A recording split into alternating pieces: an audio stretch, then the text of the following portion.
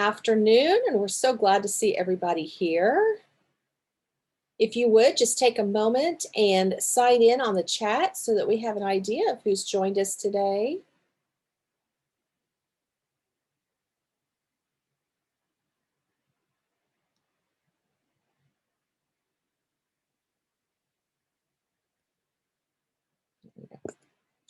Gotcha. All right. And I know Brenda is going to make sure that we have the running agenda. She's putting the link to that. It's the same one that we've used last time. It's just so that you have those links and have some things written down to help you out. We were wondering today, if we know we have a little bit lighter attendance today, it's kind of that time of year. We know everyone's exhausted, and we were laughing that 52 for us seems like a really small group these days. So I want to take a moment just to introduce ourselves in case there's anybody that's joining us for the first time. My name is Melissa Algram. I'm the Director of Reading Sufficiency, and I'm joined today by two of my colleagues, Brenda Beamer Chapman, who is our Director of Social Studies and Personal Finance Literacy, who also does a lot of help on our literacy team. And we also have Megan Ashbaugh, who is our early literacy specialist over the Oklahoma Science of Reading Academies, that she wanted to have a chance to say hi to everyone and maybe fill you in, because what we're doing with those academies is really directly related to RSA. They are very tightly intertwined. So again, you should be seeing on your screen our running agenda for our virtual meetings.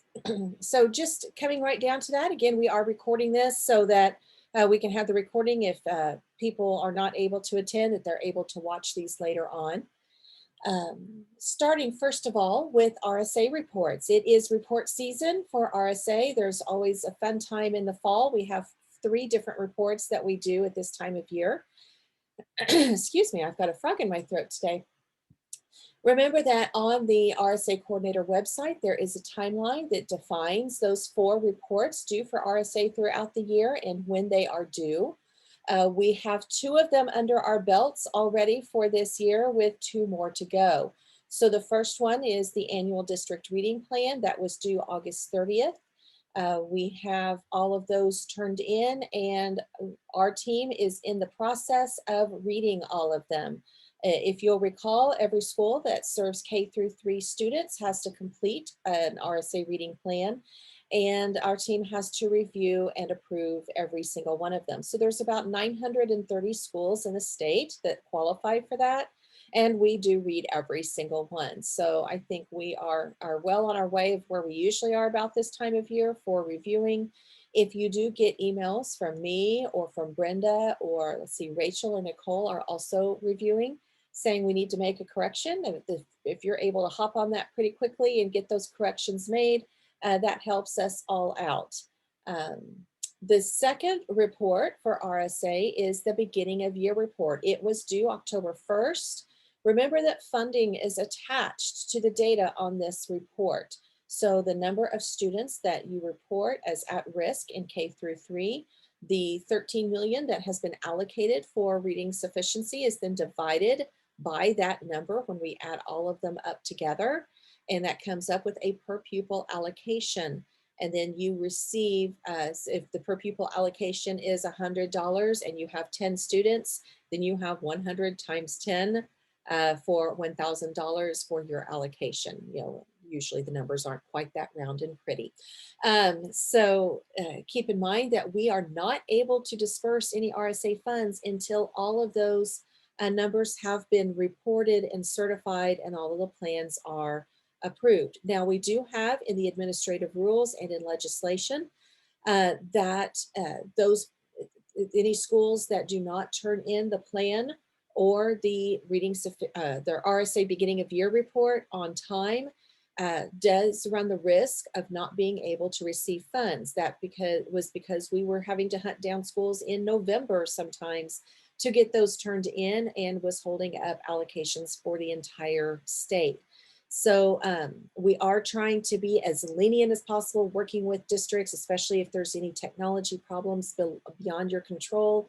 Obviously, we're working with you on that. But if it's just plain not responding to us to try to get that in. That is a risk, but we would certainly be communicating that well before that goes in action. That would have to be approved by the board. So just to keep in mind, you might, if you haven't already, just double check on the Reading Sufficiency Act survey for that beginning of year report. Make sure it is certified so that you know that you have done your part of being able to get your funding. What we have open right now is the promotion retention report on the WAVE, and it is due October 31st. Again, like all of our reports, there is a video tutorial for making sure that you know how to fill that out correctly. There are some common problems that we are getting calls and messages about, so just to be aware of. One of the common problems that we get called about is that the information won't save. Remember that for students, you have to select both a timeline and a reason for promotion. I'm going to show that to you here in just a moment. The short version is if that row is still yellow, you're missing something, that there's something else that needs to be filled in. We are having districts that letting us know that there is a student on that list who maybe shouldn't be there. Maybe they moved right before testing or something like that. For that case, please just select not tested due to exit. We aren't removing students from the list. I know the very first year of the report, we were having to do that. That's why we added that column to help alleviate some of those needs for calling and dealing with that. We have had a few, and I'm hopefully it's staying a very few districts who've said that there are students who should be on the list who are not there. Do keep in mind, it is not your entire third grade that is on this list. It is all, be the students who either did not meet RSA criteria on the state test, students who took the OAP, or students who did not participate in the OSTP, but yet were enrolled in an Oklahoma public school at that time. If they were homeschooled last year, if they came in from out of state as a third grader, they won't be on that list and they don't need to be. So if they met RSA criteria, they won't be on that list. So if you only have 4 kids on your list, mark your 4 kids and be done with it. I do want to show you, this is in test mode. So, but there's still some names on here. So I have half my screen where it's not sharing just so that we don't have any student names being projected. But remember that this is what that promotion retention report looks like on the WAVE. You'll notice that there's here for the time frames that we discussed and the reasons for promotion. So if I have a student here that was retained, I'm going to mark them as retained. I don't need to do anything else. Notice that that row has turned from yellow to white. If a student was promoted because they are on an IEP and the IEP team had determined that they were making good progress towards their goals, let's say they were promoted at the end of the year. So I'm going to say when they were promoted, and then I'm going to come over here and that would be good cause 5 that we just mentioned. Now notice that the row turned white. Without that, it's still yellow. Okay, if I can't, unless that row is white, notice there's some gray just to kind of help us out, white or gray, then it's ready. If that student was moved out right before testing and they're still on my list and I don't know what to do with them, I'm going to mark not tested due to exit right here at the very end. And there we go, they're white and ready to go. Now, one thing that OMES did do for us, if you'll recall last year, this report was not saving unless every single row had been completed. They have fixed that problem. We're very happy about that. So you can scroll down. Let's say, notice there's a fire drill. I need to leave. I want to save my report so I can come back to it. I can click save. I can log out of this. And when I come back, these will still be marked. I can still edit them, but they will be marked. And I just need to come back to where I left off on those students that are still in those yellow rows so I can get those completed, okay? When this is finished, don't forget that you will need to confirm and then your superintendent will need to certify this report. Any questions coming up about that, Brenda? There's our reports are not saving unless all of it is complete, is what Sharon says. And Sharon, that's been in the last week that's the case. You can unmute. Sorry, I'm not on. Yes, I think, and Tanya's on here today. We did it today and they were not. Okay. It's still not saving. Okay, so yeah. I will get with the programmer and let him, because when we tested it here, it was working, but if it's not working for you, then that's not helpful. Okay, So- well, that was today. I mean, we can recheck with some principals, but I don't think that was working for us. Okay, so I will get with the programmer, or I may give you a call a little bit later on and have you test it if they get on there. So thank you. Thank you for helping us know that. Okay, I'm going to move this out of the way. Well, I thought I had good news, but maybe not.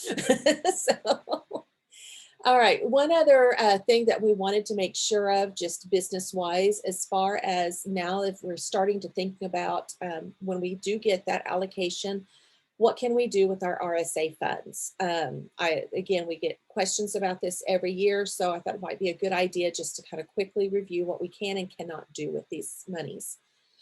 Remember that the ultimate purpose of this money is to be able to support reading instruction in grades K through 3 and for 4th and 5th grade students who still fall under RSA requirements. So if you're thinking along that purpose, how is this going to help a K through 3 student learn how to read, or how is this going to help remediate that 4th or 5th grade student that's still under those RSA requirements, then you're usually going to be fine. So a couple of things to think about. The money can be spent on salaries and the associated benefits that go with that. So things like a interventionist, a reading specialist. It could be somebody who's working with kids. It could also be somebody who's working with teachers to support kids, like a reading coach. Their time needs to be spent with our K through 3 students, or again, supporting those upper grade students who still fall under those requirements. And it needs to be addressing reading instruction or literacy instruction. So it should not be like a math coach or something like that. You can also spend that money on assessments. That includes our universal screeners. I've had a lot of people looking ahead to next year asking if that money can be spent on the dyslexia screeners. Absolutely, yes, it can. Those two are very tightly intertwined.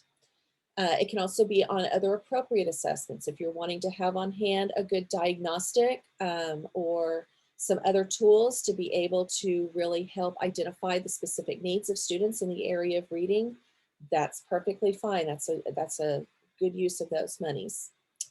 It can be used for instructional resources. So curriculum, again, addressing the area of reading. So please don't go buy your math curriculum with this.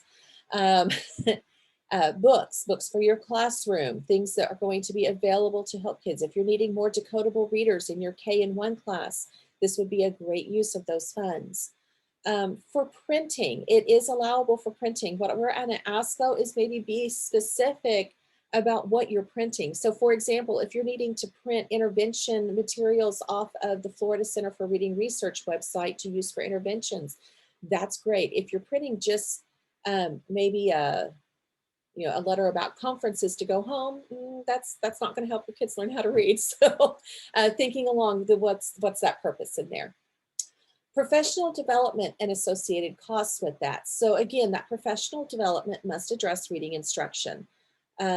So as we're reviewing plans, we have had to call some schools saying, please take the math professional development off of your RSA plan, or some of the general culture or atmosphere. So for like one that came up that I just read yesterday was Great Expectations. It's a great program, but it's not designed for reading instruction. So it's more of a cultural type professional development. So that needs another funding source other than RSA. But when you're looking at a reading professional development, that could be a conference, it could be having somebody come in, it could be sending a few people to go out to something. This can include registration fees. It can also include the cost of a sub or a stipend that you're going to provide for teachers for attending outside of their contract time, as well as travel. And that could include mileage, lodging, tolls, parking. It cannot include meals. So we can't buy food, but we can pay to get teachers there, to get them be able to attend, to cover their travel costs, and things like that. One of the questions that has also come up is for teachers that are attending our Science of Reading Academies. Several districts have elected to compensate teachers, perhaps for if they're taking the live trainings outside of their contract time in the evening or on the Saturdays. They're wanting to compensate for that. That's perfectly fine. They're wanting to pay for subs If they're doing it during the contract day, again, perfectly fine, well within the ideas for this funding source.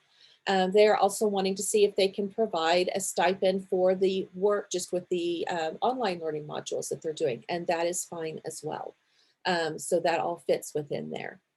And then finally, technology. And technology always seems to be the big sticking point.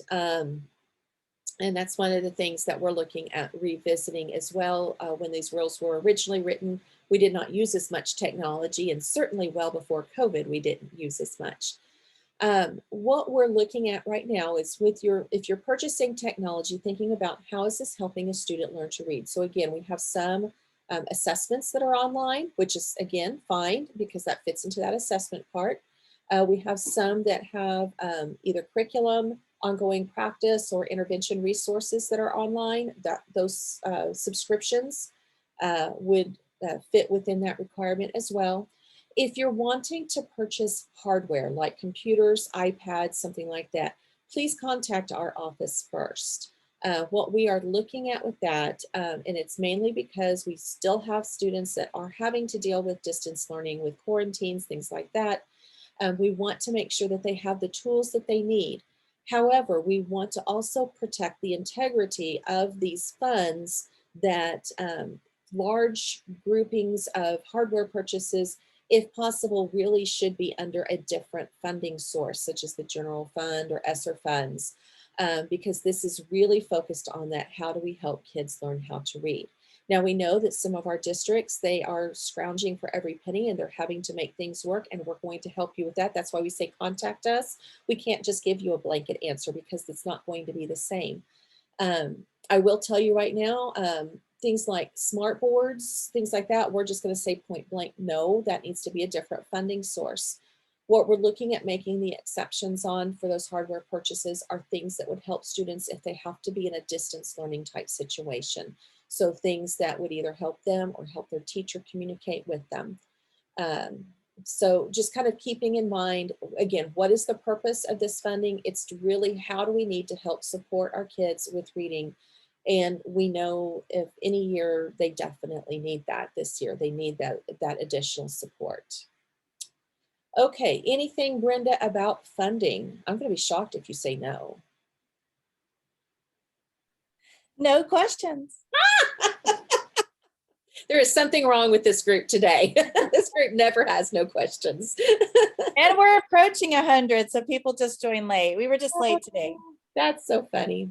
All right, I'm going to shift gears for just a few minutes to our Oklahoma Science of Reading Academies, or letters, and I want to take a moment and let you meet Megan Ashbaugh. Some of you do not yet know her.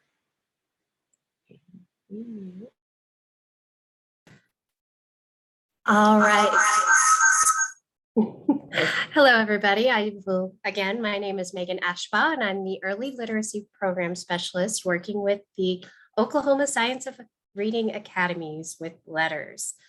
I just want to give a quick update where we are right now. For cohort 1, our registration did end in September, or close in September. We have around 2,000 registered. And this week kicked off our first unit of training. Monday was our first training, and it will continue through the rest of the month. So we are rolling with that. Registration for cohort 2 is open. That link is on our website, and our website is going to be updated. So if you are looking at our website and are looking for anything specific, it is going up. It is undergoing updates and should be updated, we hope, tomorrow. Training, I do want to say with cohort 1, our training dates were a little quick. We will have more information about upcoming training dates on our website this week for future training. So not everybody will be as short notice, or not everyone will be training on such short notice as they were this time. Again, cohort 2, we have 2,600 seats available, and we are excited to have anyone who's interested sign up. And if you do sign up for cohort 2, or if any of your teachers sign up for cohort 2 by November 10th, they will get materials before winter break. But registration is open from now until January 5th. And we will start training in early spring semester, late January, maybe February for cohort 2. And that's pretty much my update. I'm open to any questions right now, or I'm going to pass it back to Melissa. All right. Megan and We I are a quiet group today. This is unlike everyone. I know. So No question.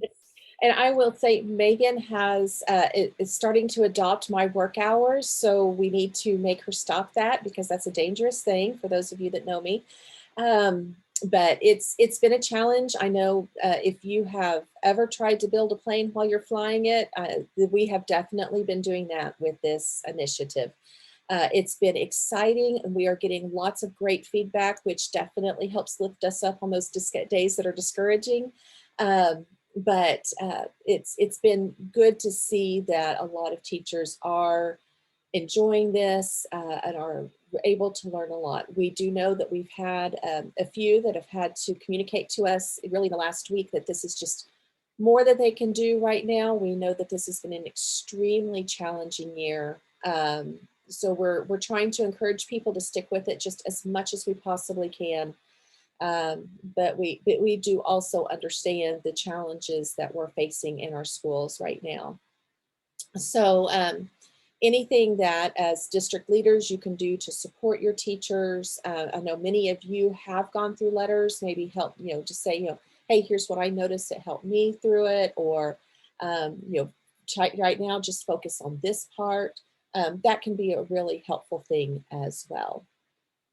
So anyway, as Megan mentioned, we have our registration open for cohort 2. We are hoping to fill that. We were very excited that really with an abbreviated registration time with cohort 1 that we had about 2,000 people that were able to join.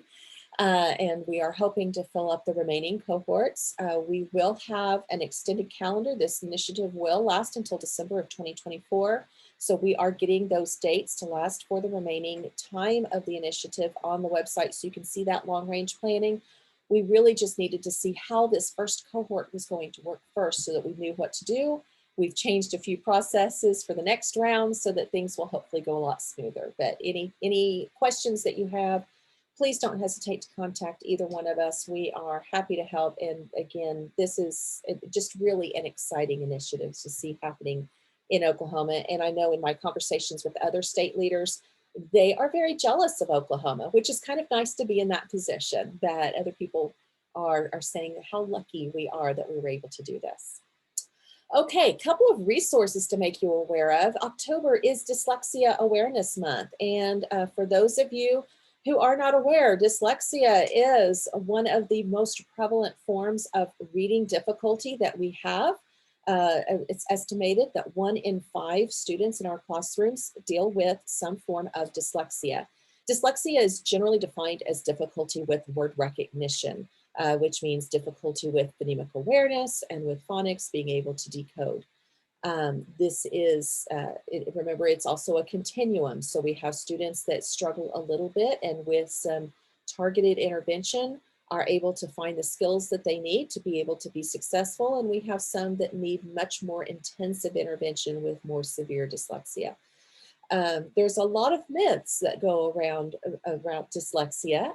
So it's, and myths are not only on what it is, but also on how to treat it. One of the biggest is that Oklahoma doesn't recognize dyslexia, which is untrue. It is defined in IDEA under our national federal statutes, as well as in Oklahoma state law. So we do have a dyslexia handbook that was put together by a legislative order.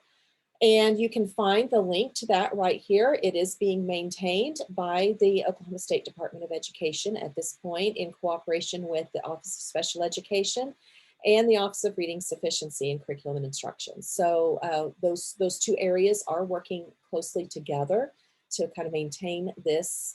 And a couple of things that I wanted to make you aware of with the Dyslexia Handbook, which can be quite hefty actually. Decoding Dyslexia Oklahoma, which is an independent nonprofit group, But they will be conducting a book study of the Dyslexia Handbook online on Sunday, October 24th at 2 o'clock. So if you've never really dug into that handbook, this might be a really good opportunity for you just to either listen in if you just want to listen and learn, or dig in and participate. There will be both parents and teachers on this call, so it's nice sometimes to get other perspectives of what other people see as well.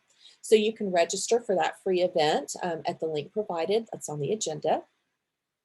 There's also a couple of dyslexia awareness toolkits that are really helpful, that if you are wanting to share that with your teachers, your administrators, or just wanting to improve your own learning.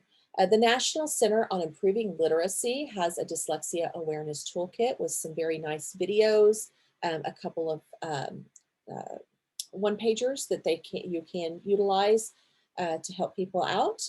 Again, there's the link for that, as well as Middle Tennessee State University has the Center for Dyslexia led by Dr. Timothy Odegaard.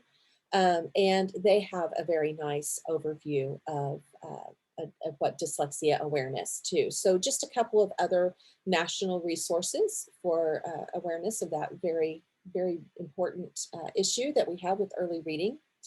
Also, Decoding Dyslexia Oklahoma has put together a calendar of events, try not to get seasick, of some things. And again, they have geared this mostly towards helping their parents communicate better with schools, but this might also be a way for you to also help communicate with your teachers, fellow staff members, administrators, and even some of your parents to help them understand some of the things. So one of the things that they're really talking about recently is about ear reading. Ear reading would be that listening to the book or to a text, and then being able to focus on the comprehension aspects of what it's saying and how really to understand it, and really to acknowledge the fact that they can still work on that comprehension while at a different time working on how to decode and lift those words off the page. Okay, so just a couple of those resources, and I see a little bit of activity in the chat. So most of it is just thank you to you and Megan for offering the letters training to everyone. They're very appreciative of their teachers having a chance to participate in letters. So we do have kind of one comment. I don't know if it's anything you can do, but if you use iStation, the BOI target score for each grade level is a 40 percentile score, which is a level 2 score, which requires them to be on a plan. So when we put the target score of 201 and they score 201, 40 percentile, it looks a little strange to the parent. Why doesn't iStation have their target scores fall in the 41%? Well, I don't know that I know that answer. Just they didn't call me and ask me about their score setting. No, but really, let me tell you kind of where we stood with having multiple opportunities or multiple assessments that districts can choose from. We have to have some kind of continuity among all of our districts about what that means to be on grade level or meet that grade level target. And so that's where that 40th percentile, regardless of the assessment, has generally meant that has a very strong probability of being able to meet the grade level requirements on a state test, or as we're looking at it of our data, it's definitely showing that strong probability of at least being able to meet RSA criteria on their 3rd grade test. As if you as a district are looking at that and just saying that 1% is making all the difference in the world for us, then make the change. If it's that 1%, I would not advise making it like a large change, like saying, oh, we really want to raise it to 60th percentile or 30th percentile because we're getting way off. But if it's that 1 percentile or basically 1 point that is really causing a bunch of heartache, sometimes that 1 point is not worth the heartache. So just kind of keep that in mind, but we do want to have also some continuity there as well. So that's why we're trying to, as far as why they don't have that target score call in the 41st, I don't know, but it's something that I will see if I can't talk to iStation and find out about. Mandy, thanks for asking about that. I do have that. I will be honest, my email has gotten way backed up as we've been doing on Science of Reading, and I think I cleared about 150 of them last night. So I still have a few more to go. So we're working on She it. still has 250 to go is what she meant to say. Okay, any guidelines on what to do with students that don't pass the dyslexia screener? Gail, I love that you keep bringing that up, and the answer is still, we're still working on it. Does the state of Oklahoma recognize dyslexia as a learning disability? Yes. I mean, I've seen IEPs that have dyslexia written in there. The other thing that I saw from Dr. Odegaard, which was really kind of nice, was that, that's okay, Gail, was that really when you have a specific learning disability in foundational reading skills, it means the same thing as dyslexia. We would treat it the same way. It's foundational reading skills. That's our basic word reading. So whether it has that D word on there or not, we're still going to need to address word recognition skills, phonemic awareness, and phonics skills for that student in order for them to make growth on their IEP. That being said, I mean, why not? The word dyslexia is not a bad word. We can say it. It is okay. I know that for the longest time, it was drilled in our heads. We can't say that word. But it's fine. But yes, the state of Oklahoma does recognize dyslexia as a specific learning disability, and it is even in under IDEA. So I mean, we cannot go against IDEA. That's a national law. We have to fit within. And in the definition under specific learning disability, it does specifically list dyslexia. So yes, it's there. As far as guidelines on the dyslexia screener, yes, we're working on that. We're working on that with the IDEAB work group. So we have several people involved, and you know, when you have a lot of chefs in the kitchen, it doesn't get cooked really fast. But we will make sure, what we want to make sure is we don't get something out quickly that we're going to have to go retract. We want to make sure that what we have out is solid and makes sense, and that we will have good information for you. We just don't have it yet. So I know that's not the answer you want to hear, but I promise you we're working on it. I have another notebook right here beside me that says dyslexia on it. So we're getting there. Okay, I will see if there's any other questions that pop up. And I just wanted to make you aware of a couple of professional development opportunities. Next Wednesday, the 13th, the Reading League, the national group, is having their 5th annual conference, which is virtual. There is a cost for this. Since it's held during the day, all sessions will be recorded. And for the registration fee, you have access to all recordings. There is no time limit to watch them. They're yours to keep. There's 18 pre-recorded sessions that are going to be available for the breakouts, as well as 2 live keynotes that will also be recorded and a panel discussion. So I know it looks to be a really interesting conference with a lot of information there.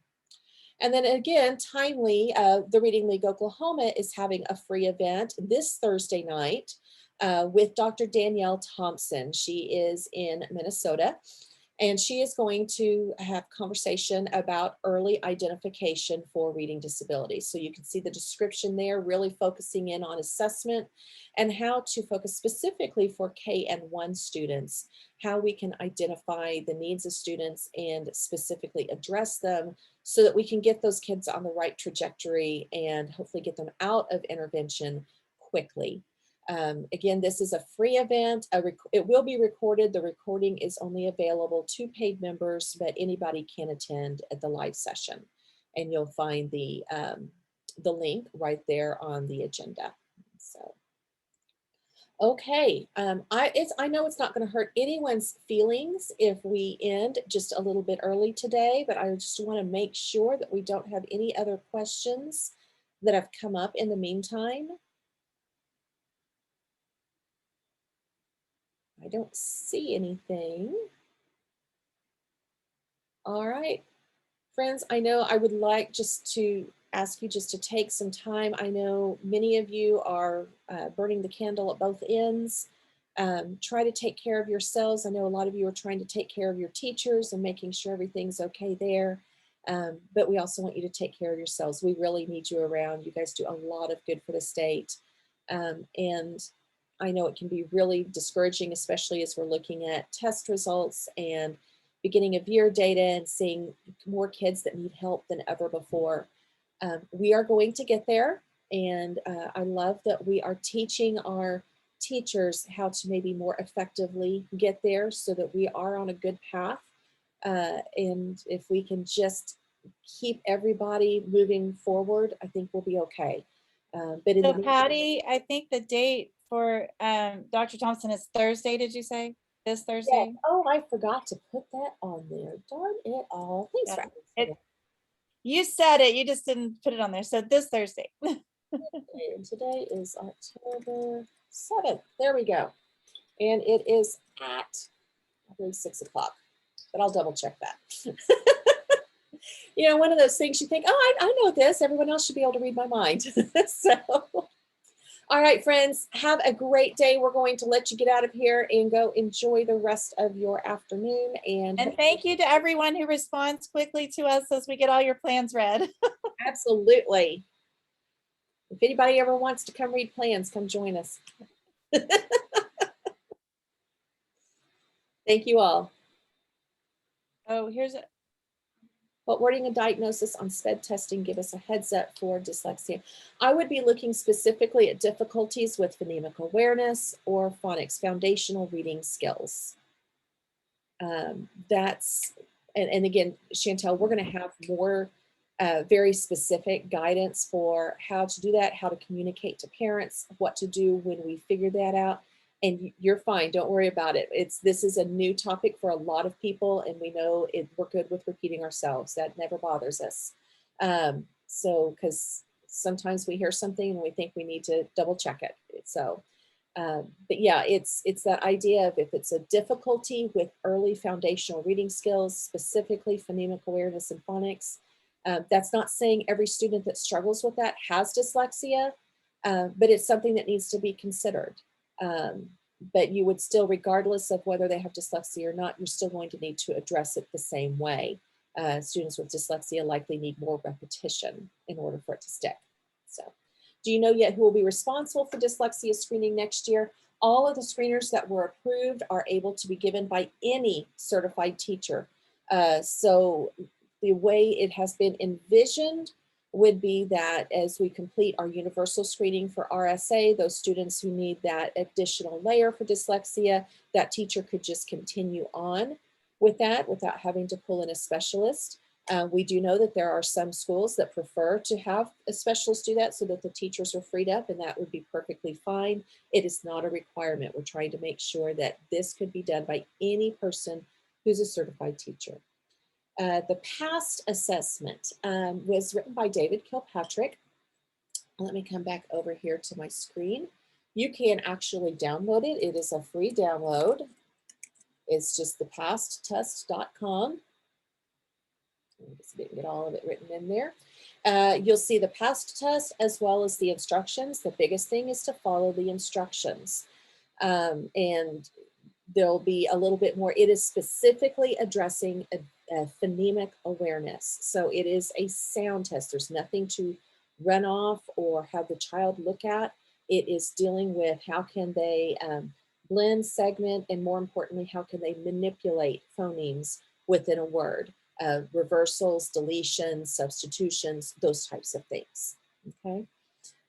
If you are in the Science of Reading Academy, I believe it is in Unit 2, you actually practice giving the PAST assessments. So that can be really helpful too if you have teachers that are there.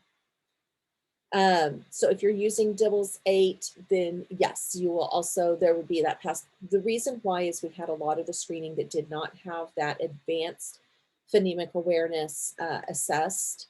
And in order to make sure that we had some selections for that dyslexia awareness, we wanted to, that needed to be an add-on or a supplemental test that was given. So again, we are working on specifically a flow chart of how that's going to look. Like if you have a student that does this, then do this so that we can make sure that you have everything that you need. Okay. All right. You guys. Okay, there's another one. Do you know if the dyslexia screener will be through SPED or RSA? We are looking at that. The compliance part on the screening should be through the RSA office, working very tightly with the SPED office. And the SPED office is really dealing a lot with the professional development and making sure, or if it has to go to that process of looking at a special education diagnosis or needing special education support, then taking the ball and rolling with it from there. But as we're looking at screening, which involves all students in a general education situation, we're looking at that compliance piece down in this office. And so we're trying to merge that with the documents that we already have in play for RSA, rather than trying to create new ones dealing specifically with dyslexia. So if there's some things that we need to be reporting to the parent, what we're looking is how can we incorporate that into the already existing IPRI document that we already have to do for those students. So that's why we're trying to make sure that everything aligns and that we have things as tight as possible.